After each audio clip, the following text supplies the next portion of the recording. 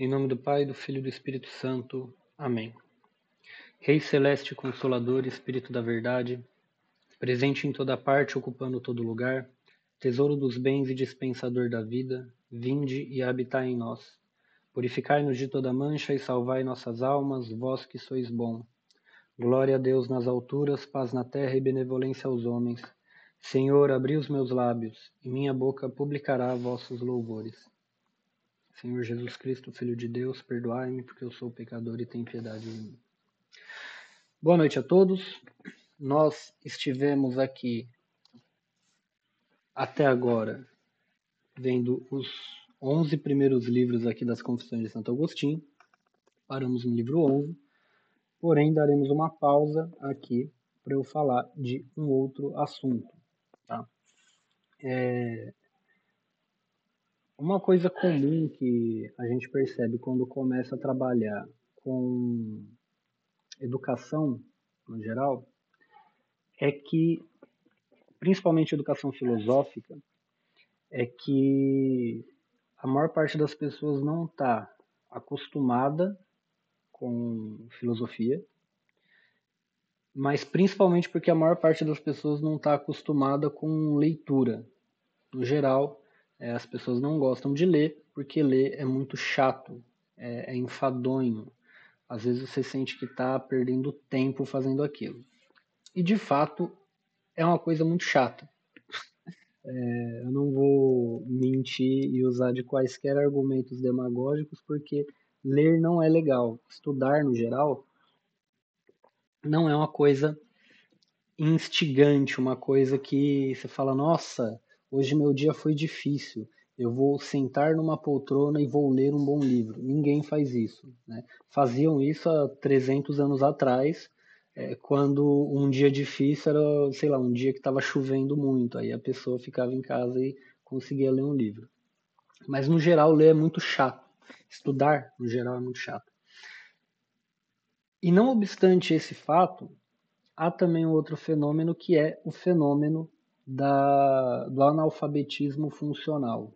Ou seja, a pessoa ela lê, ela consegue decodificar a palavra, ela consegue saber que as letras juntas formam determinados sons e consegue até saber o que significa, de maneira muito limitada, mas ela consegue saber o que significa uma palavra. Por exemplo, a pessoa ouve a palavra manga, ela sabe que essa palavra ela significa uma fruta.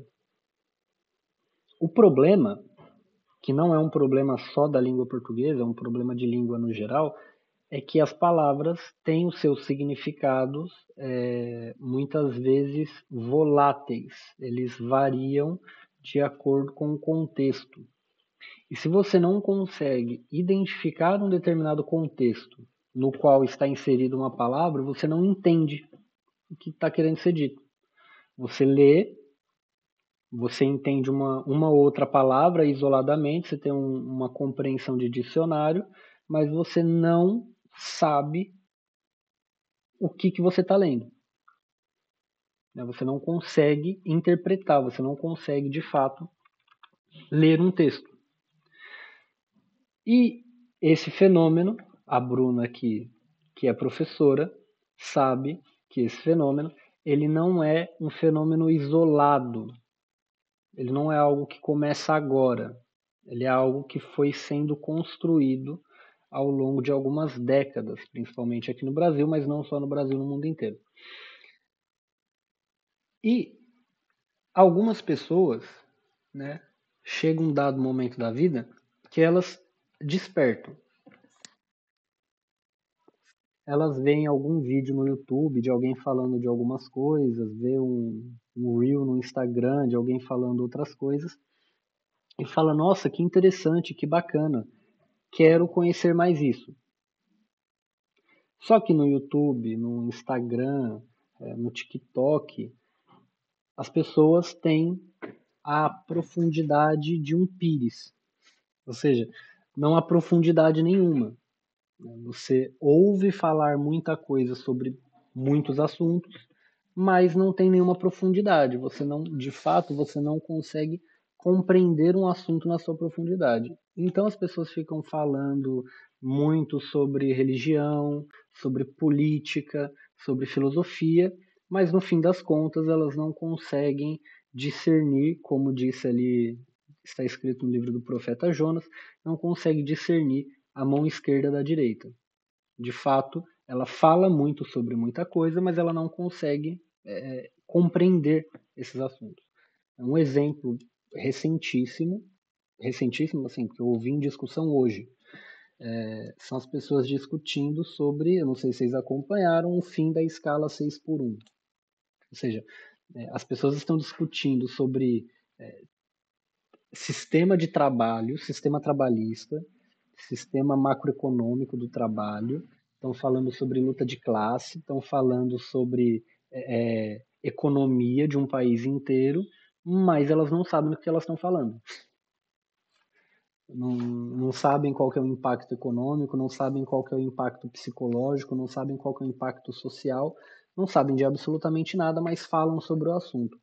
O Monteiro Lobato, salvo o melhor juízo, no livro Na Antevéspera, ele fala que o problema do Brasil é que todo mundo tem solução para tudo. Isso ele escreveu nos anos 30.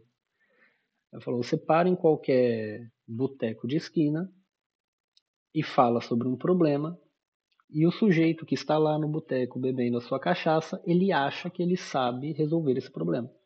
E muitas vezes é um problema complexo, muitas vezes é um problema social, um problema político, ou um problema histórico, e a pessoa acha que ela sabe resolver aquele problema. Isso, essa vaidade associada ao fato de que as pessoas não conseguem ler e compreender um texto, e associado ao fenômeno das redes sociais, faz com que muita gente quer ter conhecimento, não consegue fazer isso por conta própria, porque não tem a capacidade de ler um livro, não consegue, não tem a disciplina de ler um livro, não tem a compreensão das palavras e das frases, e ela acaba seguindo mestres por aí. Né? O sujeito falou 3 palavras em latim no Instagram, ele já é um guru que deve ser seguido. Ele tem X filhos e posta foto disso no Instagram todo dia, ele já é alguém que merece ser seguido, e aí acaba que todo mundo decora muita frase, fala de maneira. Fica como que eles. Tem um neologismo maravilhoso que é ficam papagaiando um monte de coisa, mas no fim das contas não sabem do que estão falando e não conseguem, né, de fato, ter uma vida disciplinada para os estudos. Só um minutinho. Então, de fato, as pessoas têm essa dificuldade. Eu fui, durante algumas vezes, indagado por algumas pessoas no seguinte sentido: eu quero aprender a ler, eu quero aprender, eu quero desenvolver gosto pela leitura, porque eu quero ler mais livros, eu quero ler coisas melhores, eu quero falar de assuntos mais elevados, eu quero me debruçar sobre assuntos mais elevados, só que eu não sei nem por onde começar e nem como proceder. Né? Então, vamos supor que eu queira ler, sei lá, filosofia romana. Eu começo por onde? Eu começo por Marco Aurélio, eu começo por Cícero, eu pego a edição da editora X, da editora Y, eu pego o original em latim, como que eu faço? E a pessoa fica perdendo muito tempo em todos esses detalhes e não começa a ler o livro. Eu quero estudar filosofia cristã, eu quero estudar teologia. Eu começo por onde? Começo por São Tomás de Aquino, começo por Santo Agostinho, começo por São João Paulo II, eu pego as obras originais, eu pego a tradução X, a tradução Y, e ela fica 6 meses fazendo isso e não lê o livro. Não consegue ler o livro. Por quê? Porque é mais emocionante ficar nessa busca. A busca é algo muito emocionante, é algo legal. Você vê um monte de gente falando um monte de coisa e tal. Mas o ponto principal, que é parar, pegar o livro e ler, isso é muito difícil. Isso é muito complicado, principalmente se você sai de uma educação paulo freireana e já tenta ir direto para esses assuntos. Então, eu fui indagado várias vezes sobre esse problema, apresentam esse problema, e aí falaram para mim, por que você não grava um curso para falar sobre isso? E aí, depois de muito relutar, eu falei, não, tá bom, vamos fazer. Comprei uma câmera melhor do que a do meu notebook, comprei um microfone para que eu possa ser melhor compreendido, e a gente vai fazer isso em parceria com o Instituto, a fim de que, não do ponto de vista espiritual propriamente dito, né? Eu não vou vender a salvação da alma de ninguém. Comprem o meu curso e sejam salvos. Eu não vou fazer isso. Ou comprem o meu curso e salvem o Ocidente.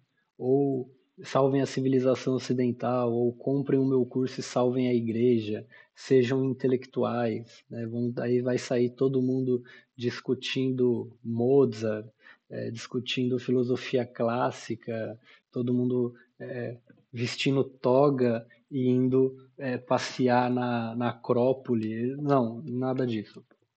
Na Ágora, melhor dizendo. Não é essa a intenção. A intenção é tirar as pessoas do mar de lama de Paulo Freire, ou seja, começar do básico. O que é uma palavra? O que é um imaginário? Né? Como que eu faço para educar o meu imaginário? Como que eu faço para ler um texto e compreender o que está escrito, sem aquela frescura normativa de decorar a gramática do João Mendes de Almeida, Napoleão Mendes de Almeida, né? Então vamos ler uma gramática e decorar todas as regras e aí você vai conseguir. Não, não é isso. Mas fazer as coisas do jeito que no Ocidente sempre se fez, até desde Sócrates até creio que meados do século XIX ainda se fazia assim. É você aprender as coisas fazendo, é aprender a arte, né, sendo um artista, sendo um artesão, né? Aprender aquilo que é prático de maneira prática. Então eu elaborei um plano assim de aulas, por assim dizer. A gente vai começar falando justamente sobre como estudar, né? Porque quando você tem 16 anos, não trabalha, não tem família para sustentar, é mais cômodo você ficar 8 horas estudando, você ficar 8 horas lendo livros, etc., do que quando você tem uma família para sustentar, quando você tem que trabalhar, você tem uma rotina, por vezes, chata e monótona, e sem tempo, sem janela, porque você trabalha durante o dia, à noite tem que dar atenção para as crianças, tem que pagar conta, tem que ir no banco, que é a coisa mais chata que já inventaram. O banco, ele é uma antessala do inferno, eu tenho certeza. O Dante Alighieri, se houvessem bancos, né, agências do Bradesco, na Idade Média, ele teria feito a Porta do Inferno como uma agência do Bradesco, eu tenho certeza absoluta. Então, a gente acaba tendo uma vida muito corrida e não tendo tempo para sentar a bunda no sofá e ler um livro. Porque se eu fizer isso, eu vou dormir. Ou seja, se eu fizer isso, eu não vou conseguir fazer isso. Não tem tempo, não tem disposição para fazer esse tipo de coisa. Então, isso é um impeditivo, ou seja, é impossível que você se torne uma pessoa intelectualmente melhor, com as ideias mais claras ou com mais profundidade do que um reel do Instagram. É possível, é possível. E não é uma coisa muito difícil, não é uma coisa que você vá gastar rios de dinheiro para fazer. Vou falar também sobre a educação no geral, como a importância dos 5 sentidos nos estudos, principalmente. Vamos pegar aí o caminho que a cristandade trilhou a partir do século sexto, sétimo mais ou menos, não, um pouquinho mais tarde, creio que a partir do século VIII, com Hugo de São Vítor. Vamos falar sobre esses assuntos introdutórios e posteriormente entraremos de fato na leitura dos livros. A gente poderia pegar um monte de tipo de literatura para ler. Poderíamos começar com literatura antiga, poderíamos começar com literatura moderna, poderíamos começar com, sei lá, Machado de Assis, poderíamos começar com Ariano Suassuna, com Olavo de Carvalho, com Dante Alighieri. A gente poderia pegar um monte de coisa. Porém, no meu entendimento, isso não seria eficiente. Tá? Grandes homens que fizeram grandes coisas começaram mais ou menos pelo mesmo ponto de partida, que foi justamente a leitura dos clássicos, dos textos clássicos. De maneira mais própria, lendo os mitos fundadores da Grécia e de Roma, a Ilíada, a Odisseia e a Eneida, e os outros mitos, né, como a trilogia tebana, as tragédias gregas, etc. E eu vou seguir esse caminho, vou indicar algumas referências externas a isso, como, por exemplo, Chesterton, Ariano Suassuna, um grande dramaturgo brasileiro, como que é o nome do Machado de Assis e alguns outros. Mas a gente vai focar nessa literatura clássica. Falaremos também sobre história, principalmente história de Grécia e Roma, que são as civilizações que inauguraram aquilo que hoje nós conhecemos como civilização ocidental. Aqui eu estou fazendo uma referência óbvia aí a Bento XVI, enquanto cardeal Joseph Ratzinger. Então eu, quer queira, quer não, sigo aí o seu pensamento, em certo sentido. E posteriormente, né, então falaremos dos mitos fundadores, com a sua literatura, falaremos das origens do pensamento greco-romano, né, falaremos de história e alguns conceitos de política e ética da época. Posteriormente falaremos sobre filosofia. Nada muito... Não vamos falar de Descartes, não vamos falar de Hobbes, não vamos falar de Rousseau, nada muito enfadonho. Vamos falar sobre os princípios. Depois, ao final, falaremos a respeito do conceito de virtude e como que isso impacta a nossa vida, seja profissional, seja moral, seja religiosa, seja a vida de estudos e assim por diante. E teremos uma base literária para isso, que são as obras dos filósofos Platão, Aristóteles e Cícero, Marco Túlio Cícero. Então a ideia que eu coloquei aqui é que nesse primeiro momento nós fiquemos limitados a esse período histórico, né? Santo Tomás de Aquino, ele referencia uma frase de Aristóteles na obra O Ente e a Essência. Logo no comecinho do Ente e a Essência, ele cita Aristóteles, a física de Aristóteles, falando: um pequeno erro no começo provoca e conduz a um grande erro no final. Então, neste começo, precisamos estar bem firmados, né? A gente precisa fazer isso direito, porque todo o restante que vai decorrer disso depende desse princípio bem feito, desse princípio bom. Bom, comecemos então a falar do assunto ao qual nós nos dedicaremos nesse curso. Primeiro, qual que é a função de uma palavra escrita? Ou seja, quando eu pego um texto escrito, Para que serve aquilo? Ora, a palavra escrita, ela é um símbolo, ela remete a algo. A que ela remete? Remete à palavra falada.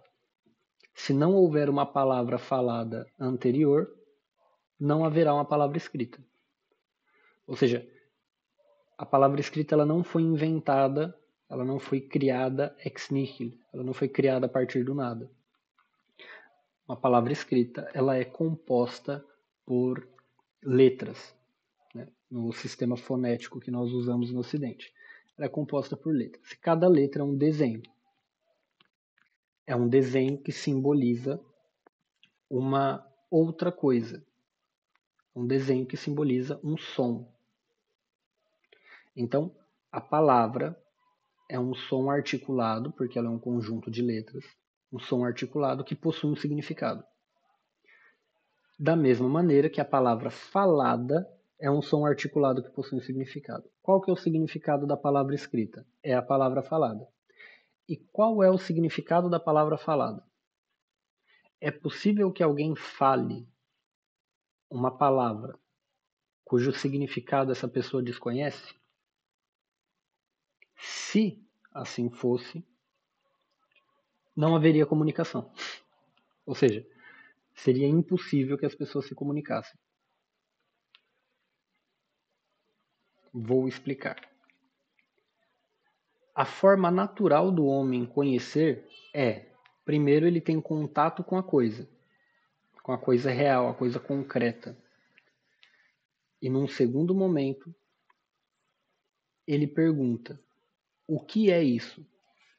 O Aristóteles, inclusive, define o princípio de individuação dessa maneira. O indivíduo é aquilo que você aponta com o dedo. Então, a criança aponta para uma coisa e pergunta: o que é isso? Primeiro ela tem contato com a coisa, depois ela pergunta o nome. Há um processo mental que é feito nesse decorrer, que é o seguinte: eu vejo a coisa concreta e eu abstraio, ou melhor, eu represento essa coisa concreta na minha mente, no meu espírito. O que é representar? Representar é tornar presente novamente. Então eu vejo uma maçã e eu torno essa maçã presente no meu espírito. Eu crio uma imagem de maçã. Quando eu crio essa imagem de maçã, eu percebo que existe uma maçã concreta na minha frente, uma maçã real. Eu pergunto: qual é o nome disso? O que é isso? E aí alguém me fala: isto é uma maçã. E para essa representação que eu tenho, eu associo um som. Então, o que a palavra escrita representa? Ela representa uma palavra falada. E o que a palavra falada representa? Representa uma imagem pensada. Ela representa ela representa uma representação, ou seja, uma imagem espiritual, uma imagem mental, que por sua vez representa uma coisa real. Por que eu estou falando isso? Porque quando nós lemos um texto de um assunto o qual nós não conhecemos, deparamos-nos com um problema. Qual o problema? O problema de não entender o que está sendo falado. Nós não compreendemos sobre qual assunto aquele texto está falando. Pode perguntar, Paty. Isso que você está falando a respeito que a palavra representa a imagem está dentro da gente, né? É espiritual, mental. Tem a ver com aquela coisa de impressão que você falou numa outra aula outra vez? Ela Isso, fica exatamente. impressa. Isso. A coisa concreta, ela imprime algo no meu espírito. É como se, veja, se eu pedir para vocês fecharem os olhos e imaginarem uma maçã, vocês vão exatamente fazer isso. Vocês vão formar uma imagem de maçã na mente. É como se nós tirássemos uma fotografia da coisa real e guardássemos essa fotografia na nossa alma, no nosso espírito. Essa imagem mental, os gregos chamavam de fantasmata. fantasma, que significa literalmente imagem. Essa imagem que nós temos no nosso espírito, ela torna presente uma coisa real que está ausente, certo? É isso, é essa lógica. E a esta imagem nós damos um nome. E esse nome é sempre uma palavra falada. O que é um nome? Ou melhor, para que nós compreendamos o que é um nome, precisamos compreender o que é a coisa real. A coisa real nós podemos chamar de substância. Por isso, as palavras que nós usamos para simbolizar ou representar as coisas que são substância, nós damos o nome de substantivo. Substantivo é uma palavra que é um nome de alguma coisa, que é o nome de uma substância, que torna uma substância ausente presente. Presente onde? Na realidade? Não. Eu falo maçã e sai uma maçã da minha boca? Não. Eu falo maçã e a maçã, ela aparece, ela é tornada presente no meu espírito. Esse é o trajeto que Santo Agostinho, na obra O Mestre de Magistro, ele traça. Eu mastigar esse conteúdo, passar para vocês, é muito mais fácil do que vocês pegarem o livro em latim e ler e tentar compreender aquilo lá. Sem este mastigamento, sem esta explicação, todo o trajeto que vocês levariam, que vocês teriam para chegar a essa conclusão, para chegar a essa compreensão, seria muito maior, muito mais penoso. Com a explicação fica mais fácil de compreender. Ora, voltando aqui. Muito bem, então as palavras elas representam imagens, representam coisas imaginadas. Por isso, para que eu tenha capacidade de ler os mais diversos textos e compreender os mais variados assuntos, é necessário que eu tenha um imaginário formado. De modo que eu leio uma palavra, eu já compreendo o seu significado, inclusive dentro de determinados contextos. Como que eu faço para fazer isso? Bom, o caminho mais fácil. Primeiro, tenha 7 anos, esteja no ensino fundamental e seja bem educado por uma professora ou por um professor. Não é o nosso caso. A nossa fase já passou. Não dá para a gente voltar a ter 7 anos para sermos bem formados, bem educados, a compreendermos gramática, etc. É possível ainda compreender? É. Muitas pessoas na antiguidade até a Idade Média elas eram educadas com mais de 20 anos de idade. Era relativamente comum isso. Então, é relativamente possível fazermos esse caminho. Só que hoje nós temos ferramentas muito boas para fazer esse tipo de coisa. Tá? Então, no curso eu vou propor alguns exercícios para treinar. Mas vejam, é muito importante ter, a princípio, essa consciência de que eu não consigo compreender um texto porque eu não consigo sequer imaginar as coisas. Porque eu não tenho um imaginário bem formado. Meu imaginário é formado por séries, por filmes, por músicas de qualidade muito duvidosa, diga-se de passagem, por videozinhos no Instagram, no TikTok e demais redes sociais, por informações falsas da mídia, etc. Né? Então, o meu imaginário ele foi formado por essas coisas que são falsas. Né? Como que eu faço para ter um imaginário bem formado, para formar um imaginário, né? Para formatar o HD e colocar coisa boa no lugar? É possível, demora. É meio chato, por vezes é frustrante, mas é possível. Bom, o segundo passo é começarmos justamente a compreender gramática. Mas compreender gramática não é, decorar um monte de regra da gramática do Napoleão Mendes de Almeida, que comparado com os gramáticos mais atuais é uma maravilha. Tá? Mas não é isso que é compreender gramática. Compreender gramática é compreender regras que regem o pensamento humano. Então, estudar gramática é muito mais estudar lógica do que estudar regrinhas da chamada norma culta.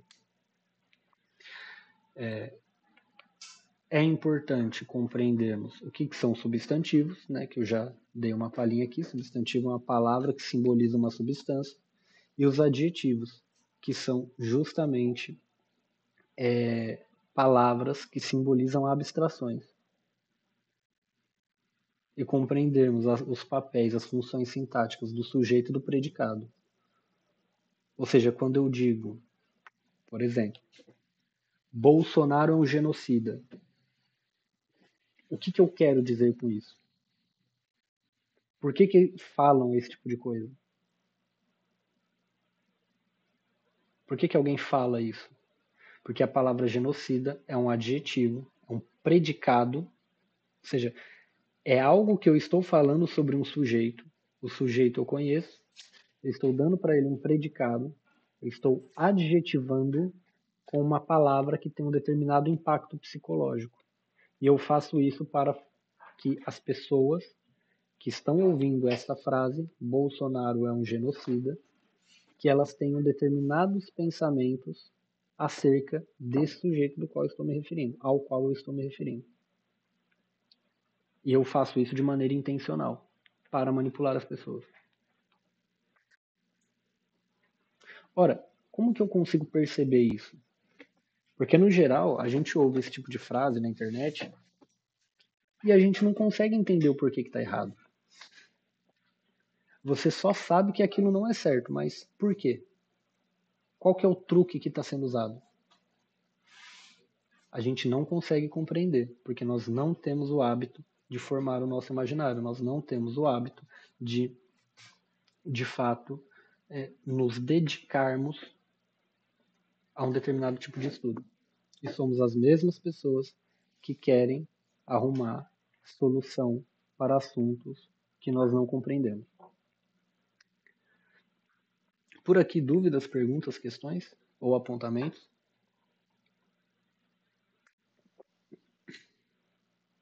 Pode falar.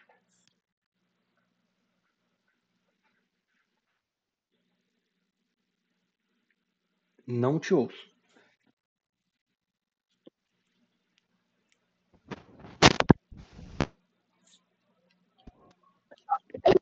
Fala isso. A gente brinca.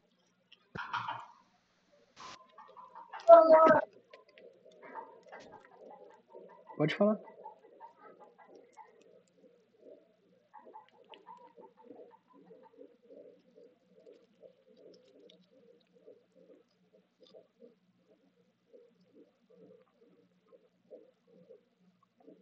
Acho que está conectando o fone ali.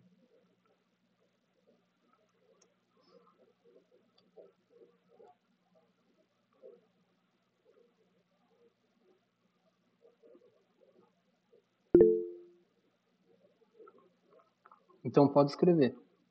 Não, tá. Perfeito.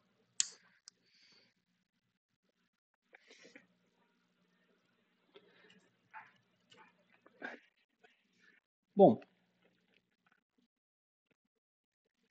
o exercício que eu vou propor no curso, ele vai consistir justamente num ato mental de compreender as substâncias das quais se está falando e separar os adjetivos ou as qualidades daquelas coisas. E por que isso é um processo importante? Porque quando nós estamos lendo, principalmente quando se trata de um bom autor, ele acaba colocando adjetivos, e são recurso de linguagem, recurso linguístico, colocando adjetivos que literalmente não fazem sentido. Por exemplo, quando eu falo que, sei lá, a mulher amada, ela tem um perfume doce. Ora, doce é uma qualidade do paladar. E perfume é uma qualidade do olfato. O doce é o sabor. O perfume é o odor. Como que eu falo que um odor é doce? O que significa isso? Ou quando eu falo que a pessoa X ela tem um humor áspero. Ora, o áspero é uma qualidade do tato. Como que eu posso falar que o humor de alguém é áspero?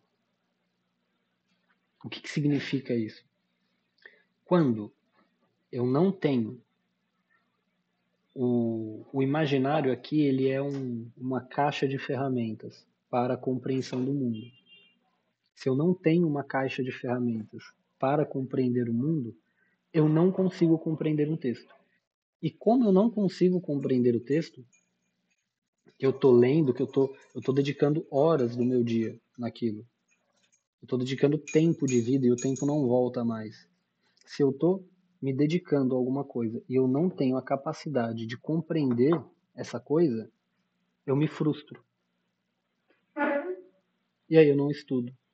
Aí o máximo que eu faço, o máximo, é falar, nossa, fulano é muito inteligente. Queria ser assim. Nossa, no máximo. Porque na maior parte das vezes as pessoas, elas não têm essa reação. Elas fazem, nossa, fulano é mó aparecido, ele fala difícil. Ou, nossa, o sujeito lá é muito chato, ele fica falando de uns assuntos aí nada a ver. Não, ele não é aparecido e, sim, ele pode querer ser aparecido, ele pode querer ser chato. Mas o problema é que eu não consigo compreender o assunto do qual ele está falando. E se eu sou muito benevolente, eu o vejo de maneira boa, de maneira positiva. Mas no geral, eu vou vê-lo de maneira negativa. Porque eu vivencio não uma virtude, mas sim um vício, o vício da inveja. É justamente por isso que o assunto das virtudes ele tem que ser abordado quando a gente vai falar de estudo. Existem algumas virtudes, não todas, né? Não tem porquê a gente ficar falando de castidade e de pureza quando está tratando de estudos. Mas tem muito motivo para a gente falar sobre a inveja, sobre a virtude da humildade e assim por diante. Certo? Bom, eu vou finalizar por aqui, senão a aula ficará demasiada longa. Tá? Por enquanto, vocês têm dúvidas, perguntas, questões ou apontamentos? Muito bem. O Instituto ele está com um link para a venda do curso e entre hoje e quinta-feira estão também com um cupom de desconto de 35% de desconto até esta quinta-feira. Tá? Eu peço a gentileza dos senhores de divulgarem esse link, porque aí ajuda o Instituto. Tá? Divulga no Instagram, manda para as pessoas que você quer, com desconto, tá? Para que fique claro. E divulguem o link do Instituto, porque assim o Instituto consegue angariar fundos, tá bom? Porque estamos precisando, tá? E, em compensação, vocês ganham um curso, tá? Troca-se curso por dinheiro. Não é venda, é troca. Bom, para que não corra o risco de alguém falar, nossa, mas ele criticava tanto as pessoas que vendem curso e ele está vendendo curso agora. Bom, justamente é isso que eu estou fazendo. Estou vendendo um curso. Eu não estou vendendo a salvação da alma de ninguém. Eu não estou vendendo que vocês vão conseguir falar, estar, como que é o nome com a expressão que o pessoal usa? Vocês serão da alta cultura. Não, não estou vendendo isso. Né? Eu não tenho pretensão porque essa não é a minha vibe. Não tenho essa pretensão. A minha pretensão é que pelo menos vocês consigam ler bons livros e guiar a sua vida com bons princípios que vocês aprenderão nesses livros. Os princípios de agir de maneira honesta, de buscar a justiça, de buscar a ordem nas coisas, de agir com diligência. Isso eu consigo garantir que vocês pelo menos vão ter acesso. Agora, se vão ser pessoas virtuosas ou não, já está fora da minha alçada. Eu não consigo garantir esse tipo de coisa. Se vão ser salvos ou não fazendo esse curso, eu creio que não vai fazer muita diferença. Tá? Para a salvação da alma, você reza, né? Frequenta os sacramentos, né? Se confessa, comunga, é assim que você vai ser salvo. Comprando o curso, não. Tá? E o fim do mundo? Não faz diferença. Se for o fim do mundo, é o fim do mundo. Não tem muito o que fazer. E se não for, não é. Não é algo que está... não é algo que faça diferença nós nos ocuparmos disso. Tá? Então, eu vou pedir, por gentileza, que a Paty ou alguém do Instituto coloque aqui nos comentários o link e também que coloquem na bio do Instagram. Qual que é o Instagram do Instituto?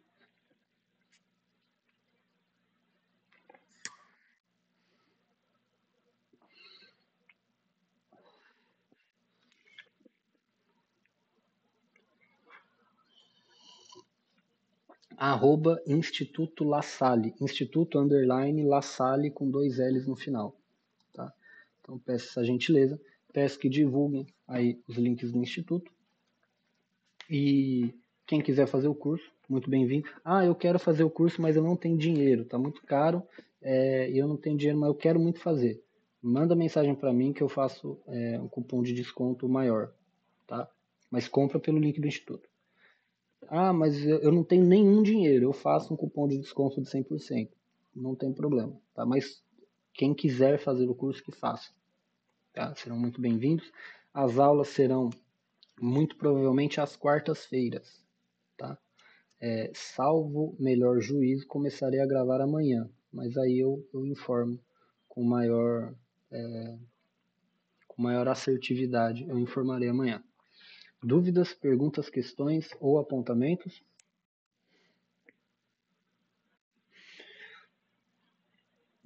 Então, são muito bem-vindos. Quem quiser fazer e tiver dinheiro, compre pelo link do Instituto. O cupom de desconto é esse daí, até quinta-feira. Quem quiser fazer e não tiver dinheiro, fala comigo que eu dou um desconto maior. Quem quiser fazer e não tiver dinheiro nenhum, fala comigo que eu dou um desconto de 100%. Quem não quiser fazer, pega o link do Instituto, cola no Instagram, tatua na testa um QR Code para esse link, né? Faz o papelzinho, divulga para todo mundo, né? Põe lá, cadastra a mãe, a avó no CPF, no Hotmart lá e compra para ela. Divulgue, por favor. Tá bom? Dúvidas, perguntas, questões ou apontamentos? Podemos encerrar por hoje? Não tenho dúvidas, mas assim, tenho desejo de sucesso. Muito obrigado. Todos ajudem nós, ou melhor, nos ajudem. Ajudem nós, tá muito errado. E aí na semana que vem, terça-feira, a gente volta com o livro 11 das Confissões, tá bom?